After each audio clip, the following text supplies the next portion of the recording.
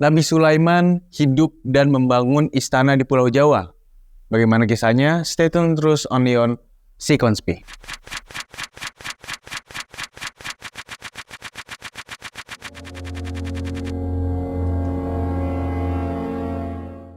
Halo teman-teman, selamat datang kembali di Sikonspi bersama gue Fahri Nofriza yang akan menemani kalian atau menemani kamu dengan membahas kisah-kisah konspirasi yang ada di dunia maupun di dalam negeri. Oh ya, sebelumnya gue mau ngucapin terima kasih yang udah nonton video kita yang kemarin yang udah ngebahas tentang apa namanya? You know you love me, I know you care. Terra Infinity, itu salah satu ada penemuan inilah peradaban. Pokoknya nonton aja itu di video sebelumnya. Dan gue mau ngingetin ke kalian untuk seperti biasa jangan lupa subscribe channel di Si Project dan nyalakan loncengnya biar kalian tahu tentang updatean terbaru dari channel Si Project. Dan di video kita kali ini gue bakal ngebahas salah satu teori konspirasi 7 keajaiban dunia ya termasuk ya. Itu Candi Borobudur yang ternyata peninggalan dari Nabi Sulaiman alaihissalam. Bagaimana kisahnya? Langsung aja kita ke pembahasannya. Candi Borobudur merupakan peninggalan dinasti Sailendra yang mulai dibangun pada tahun 750 Masehi. Tapi fakta tersebut dibantah oleh Profesor Dr. Kiai Haji Fahmi Basya dengan mengatakan bahwa Candi Borobudur itu adalah peninggalan dari Nabi Sulaiman alaihissalam. Barometer yang dipakai oleh Dr. Profesor Kiai Haji Fahmi ini bukanlah soal waktu berdirinya Candi Borobudur dan masa hidup Nabi Sulaiman, melainkan soal fakta relief yang ada di Candi Borobudur tersebut. Karena jika relief diteliti, ternyata mengandung cerita dan cerita itulah yang disandingkan dengan fakta-fakta atau referensi yang ada di dalam Al-Quran. Oh ya, gue mau ingetin kalian karena ini teori konspirasi dan mulai menyerempet ke kitab-kitab Al-Quran. Mungkin di sini teman-teman yang mungkin punya fakta atau yang ada fakta yang gue kasih tahu itu keliru, bisa banget komen di bawah.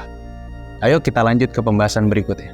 Ciri-ciri yang ada di Candi Borobudur dan daerah sekitarnya ternyata cocok menjadi bukti sebagai peninggalan Nabi Sulaiman.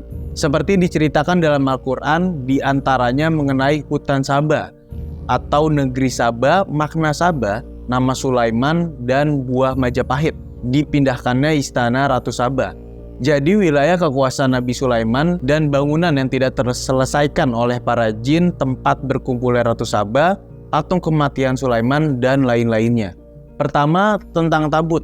Jadi tabut ini adalah sebuah kotak atau peti yang berisi warisan Nabi Daud kepada Nabi Sulaiman. Di dalamnya terdapat kitab Zabur, Taurat, dan tongkat Nabi Musa. Kisah tersebut ada pada relief di Borobudur. Tampak peti atau tabut tadi itu dijaga oleh seseorang. Hal itu diceritakan dalam Al-Quran pada surah Al-Baqarah ayat 248. Ini teman-teman tolong dikoreksi kalau salah ya. Jadi jika diartikan adalah dan Nabi mereka mengatakan kepada mereka, sesungguhnya tanda ia akan menjadi raja ialah kembalinya tabut kepadamu, dan di dalamnya terdapat ketenangan dari Tuhanmu dan sisa dari peninggalan keluarga Musa dan keluarga Harun. Tabut itu dibawa malaikat, dan sesungguhnya pada yang demikian itu terdapat tanda bagimu jika kamu orang-orang yang beriman. Itu dikutip dari surah Al-Baqarah ayat 248. Pekerjaan jin tidak selesai ketika mengetahui Nabi Sulaiman itu meninggal atau wafat. Quran surah Saba surah ke-34 ayat 14 ini diceritakan kalau ketika roh-roh itu mengetahui bahwa Sulaiman telah mati dan mereka sudah tidak aktif lagi atau sudah tidak bekerja lagi. Di Borobudur sendiri terdapat sebuah patung yang tidak terselesaikan oleh para jin karena mereka telah mengetahui bahwa Nabi Sulaiman telah wafat dan tongkatnya telah habis dimakan oleh rayap. Sebuah teori konspirasi yang lain mengatakan bahwa sebenarnya Saba itu ada di Indonesia, yakni di kota Wonosobo. Dalam Al-Quran, wilayah Saba ditumbuhi oleh pohon yang sangat amat banyak. Quran surah Saba, surah ke-34 ayat 15 ini dalam kamus Jawa kuno yang disusun oleh Dr. Maharsi, kata dari wana itu berarti hutan Wanasaba, atau jika saya kaitkan lagi berarti Wonosobo merupakan hutan ikan tenggiri. Nabi Sulaiman berkirim surat kepada Ratu Saba melalui burung hudhud Di dalam surah An-Naml ayat 28 ini terdapat bacaan yang diartikan, "Pergilah kamu dengan membawa suratku ini." Surat itu ditulis di atas plat emas sebagai bentuk kekayaan Nabi Sulaiman. Dan surat itu akhirnya ditemukan di sebuah kolam di Candi Ratu Boko. Candi Borobudur merupakan peninggalan dari Ratu Seba yang disebutkan dalam Al-Quran.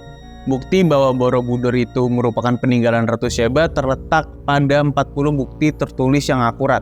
Salah satu bukti yang paling kuat dan tak terbantahkan adalah pemandian Ratu Sabah atau Ratu Boko di Kabupaten Sleman, Jawa Tengah, yang di atas piring emas tertulis bacaan Bismillahirrohmanirrohim.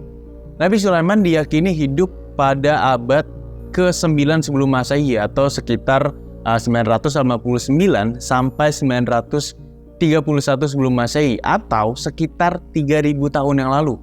Sebaliknya, sebagaimana tertulis dalam buku sejarah yang ada di dunia, kalau Candi Borobudur itu didirikan oleh dinasti Sailendra atau sekitar 1200 tahun yang lalu.